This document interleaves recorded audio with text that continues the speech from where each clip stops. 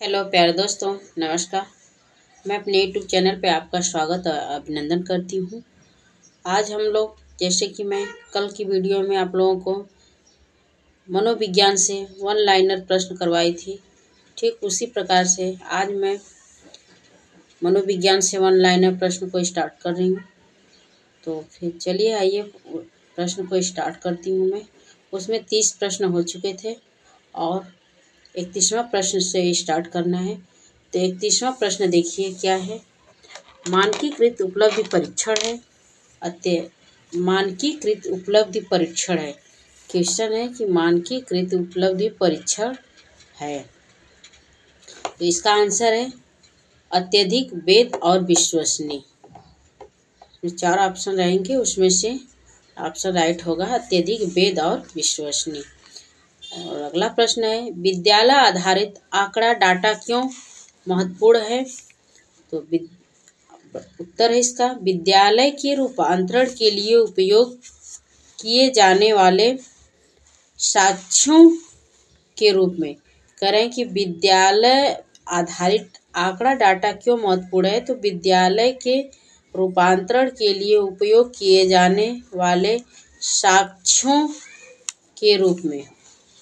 और अगला प्रश्न है, राष्ट्रीय शिक्षा नीति 2020 इन दोनों को महत्व देती है। राष्ट्रीय शिक्षा नीति 2020 इन दोनों को महत्व देती है, व्यावसायिक और अकादमिक शिक्षा को। और अगला प्रश्न है, एक माध्यमिक विद्यालय नेतृत्वकर्ता की सबसे महत्वपूर्ण भूमिकाओं में से एक है। करें, एक माध्यमिक विद्यालय नेतृत्वकर्ता की सबसे महत्वपूर्ण भूमिकाओं में से एक है। इसका उत्तर सही होगा स्वयं और शिक्षकों के सतत व्यावसायिक विकास का नेतृत्व करना। करें, स्वयं और शिक्षकों के सतत व्यावसायिक विकास का नेतृत्व करना। और अगला प्रश्न है, कौन सा गुण लीडर बाय एक्शन का नहीं है। करें, कौन सा गुण लीडर बाय एक्शन का नहीं है। तो पूर्वाग्रही रवैया रखना। अगला है, विजन का निर्माण महत्वपूर्ण है। विजन जो कि न्यू टॉपिक सिलेबस का जो पैटर्न चेंज हुआ है उसमें विजन दिया है, तो उसी विजन से प्रश्न को बनाया गया है कि विजन का निर्माण महत्वपूर्ण है। उत्तर इसका, विद्यालय के रूपांतरण के लिए एक भविष्योन्मुखी दिशा की स्थापना हेतु। विजन का निर्माण क्यों महत्वपूर्ण है। तो विद्यालय के रूपांतरण के लिए एक भविष्योन्मुखी दिशा की स्थापना हेतु। और अगला प्रश्न है, माध्यमिक स्तर शिक्षा का एक महत्वपूर्ण चरण है। क्योंकि करें कि माध्यमिक स्तर शिक्षा का एक महत्वपूर्ण चरण है, क्यों। तो इसका उत्तर सही होगा, यह उच्च शिक्षा और कार्य जगत का प्रवेश मार्ग है। यह उच्च शिक्षा और कार्य जगत का प्रवेश मार्ग है। विद्यालय में दल निम्नलिखित को बढ़ावा नहीं देना चाहिए। करें, विद्यालय दल में निम्नलिखित को बढ़ावा नहीं देना चाहिए। किसको। विद्यालय की स्थितियों को। और अगला प्रश्न है, एक परिवर्तनकारी नेतृत्वकर्ता वह है जो क्या होता है, मतलब इसका आंसर सही होगा दूरदर्शी। एक परिवर्तनकारी नेतृत्वकर्ता वह है जो दूरदर्शी है, अर्थात दूर की चीज़ों को देखता है, अर्थात जो चीज़ अभी होने वाली नहीं उसके लिए अनुमान लगा लेता है, दूरदर्शी है, दूरदर्शी सोचने वाला है, वो परिवर्तनकारी नेतृत्व करता है। कौन सा निर्णय सकारात्मक प्रतिफल दे सकता है। तो जो साक्ष्यों पर आधारित है, जो साक्ष्यों पर आधारित होता है वही सकारात्मक प्रतिफल दे सकता है। इनमें से किसी एक नेतृत्व अभ्यास के रूप में वर्णित नहीं किया जा सकता है, अर्थात वो ऑप्शन दिया गया है, ऑप्शन को ही बोल रहा है कि इनमें से कोई इनमें से कोई जो इस इनमें से किसी एक नेतृत्व अभ्यास के रूप में वर्णित नहीं किया जा सकता है, तो वह क्या है? विद्यालय कार्यों का ठीक से प्रबंधन न करना। और अगला प्रश्न है अर्थात प्रश्न नंबर 42, लीडरशिप फॉर लर्निंग की खास विशिष्टताएं निम्न में से प्राप्त नहीं होती है। तो करें, लीडरशिप ऑफ लर्निंग की खास विशिष्टताएं इनमें से प्राप्त नहीं होती है। निरंकुश नेतृत्व। सीखने के दौर लर्निंग राउंड सबसे ज़्यादा सहायक है। सीखने के दौर लर्निंग राउंड सबसे ज़्यादा सहायक है शिक्षण अधिगम प्रक्रियाओं के प्रभावी अंतरण के लिए शिक्षकों की क्षमताओं के निर्माण में।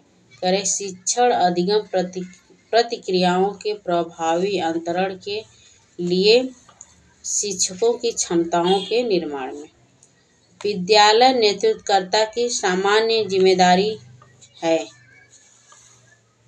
हितधारकों के सहयोग से विद्यालय की विकास योजना तैयार करना। एक माध्यमिक विद्यालय नेतृत्वकर्ता को क्या होने की आवश्यकता है? करें कि एक माध्यमिक विद्यालय नेतृत्वकर्ता को क्या होने की आवश्यकता है? तो लीडर बाय एक्शन। उत्तर इसका सही होगा, लीडर बाय एक्शन। माध्यमिक स्तर पर प्रभावी नेतृत्व का लक्ष्य है कि विद्यार्थियों के बीच सीखने की क्षमताओं का विकास करना। अगला प्रश्न है, मतभेद समाधान के लिए एक प्रभावी रणनीति है। करें, मतभेद समाधान के लिए, मतभेद अगर हो गया है तो उसके समाधान के लिए एक प्रभावी रणनीति क्या है? तो रचनात्मक और सक्रिय। इसका उत्तर सही होगा, रचनात्मक और सक्रिय। और अगला है, इनमें से कौन सी रणनीति हिंसक संप्रेषण के लिए सही नहीं है? तो आक्रामक होना, क्रोधित होना, ये हिंसक संप्रेषण के लिए सही नहीं है। अगला प्रश्न है, आत्मचिंतन के लिए अनिवार्य है।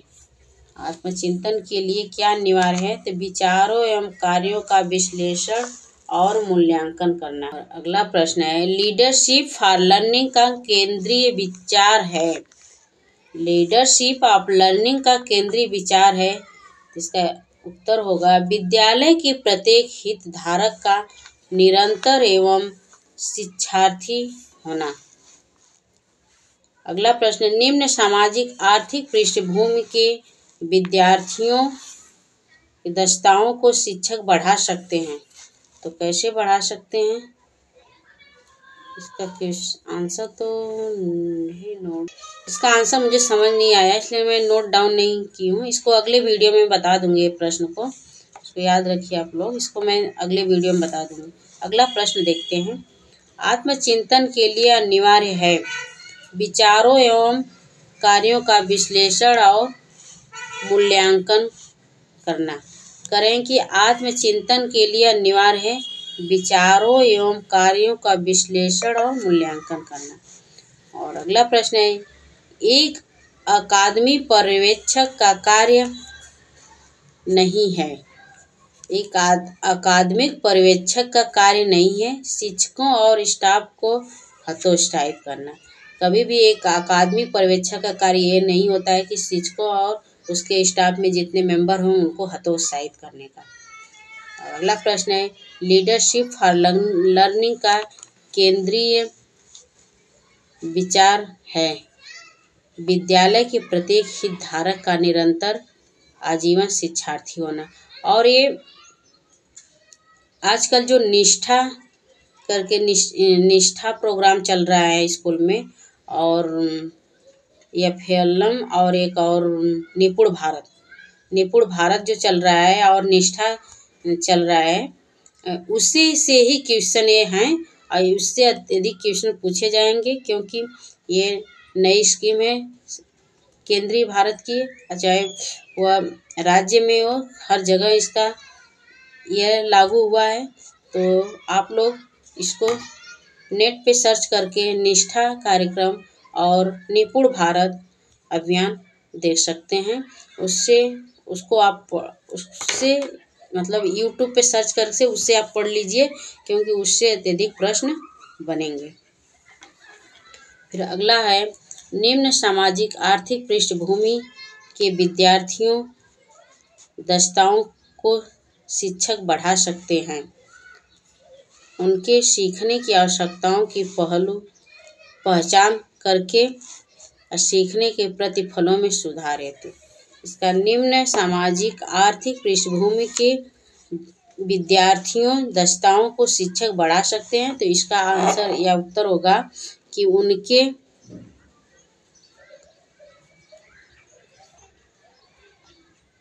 इसका उत्तर है कि उनके सीखने की आवश्यकताओं की पहचान करके सीखने के प्रतिफलों में सुधार हेतु।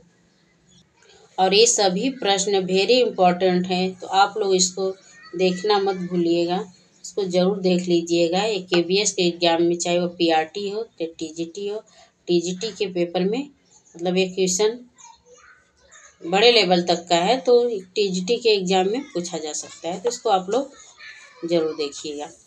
लीडरशिप फॉर लर्निंग फ्रेमवर्क में शामिल नहीं है, तो लीडरशिप फॉर लर्निंग फ्रेमवर्क में क्या शामिल नहीं है, तो मतभेद पैदा करना है, शामिल नहीं है। और कभी भी हमें क्वेश्चन पढ़कर उसमें जो ऑप्शन रहते हैं उस ऑप्शन के अनुसार ही हमें आंसर देना चाहिए। तो इसमें ऑप्शन में था, सब ऑप्शंस राइट लग रहे थे, लेकिन ये मतभेद पैदा करना, ये ऑप्शन गलत है, तो यही ऑप्शन इसमें सही होगा। और लीडरशिप फॉर लर्निंग फ्रेमवर्क में शामिल नहीं है, तो ये शामिल नहीं है, तो मतभेद पैदा करना ये शामिल नहीं है। प्रोफेशनल लर्निंग कम्युनिटी PIC का उद्देश्य है कार्य क्षेत्र में ज्ञान कौशल और अनुभव को साझा करना। कार्य क्षेत्र में ज्ञान कौशल और अनुभव को साझा करना। अगला प्रश्न है, अकादमिक पर्यवेक्षण की तकनीकों में शामिल नहीं है।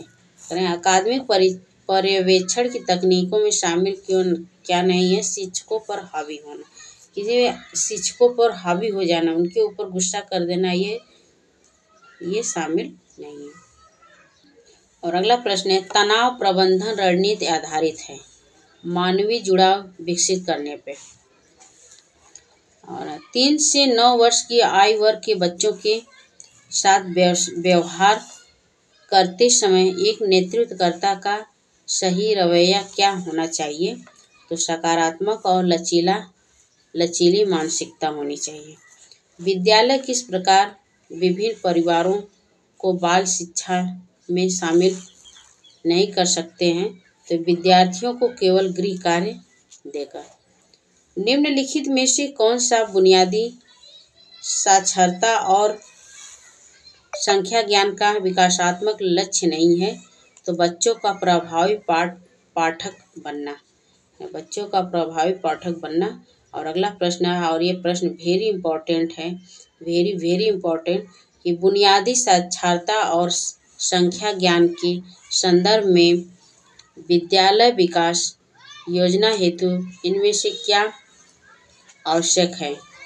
ऐसे प्रश्न KVS के एग्जाम में पूछा जाएगा, तो इसमें आप लोग ऐसे प्रश्नों पर विशेष रूप से ध्यान दीजिएगा। इसका उत्तर होगा कि 3 से 9 वर्ष की आयु वर्ग के बच्चों की विकास संबंधी आवश्यकता की योजना बनाना। करें कि बुनियादी साक्षरता और संख्या ज्ञान के संदर्भ में विद्यालय विकास योजना हेतु इनमें से क्या आवश्यक नहीं है? तो 3 से 9 वर्ष आयु वर्ग के बच्चों की विकास संबंधी आवश्यकताओं की योजना बनाना। और अगला प्रश्न है, शिक्षा शास्त्री नेतृत्व विशेषज्ञता का एक व्यापक क्षेत्र है जिसमें एक नेतृत्वकर्ता के पास फिलअप करना है होने की आवश्यकता होती है। तो इसमें शिक्षा शास्त्री नेतृत्व विशेषज्ञता का एक व्यापक क्षेत्र है जिसमें एक नेतृत्वकर्ता के पास होने की आवश्यकता होती है। तो तो 3 से 9 वर्ष की आयु के बच्चों के लिए उपयोगी शिक्षा शास्त्रों का गहन ज्ञान। कह रहे हैं कि 3 से 9 वर्ष की आयु के बच्चों के लिए उपयोगी शिक्षा शास्त्रों का गहन ज्ञान होना आवश्यक है। और अगर 3 से 9 वर्ष की आयु के बच्चों की शिक्षा अच्छी हो जाए तो फिर आगे वो उनकी शिक्षा अच्छी ही होनी है। फिर आज के लिए इतना ही। नमस्कार। जय हिंद दोस्तों, नमस्कार।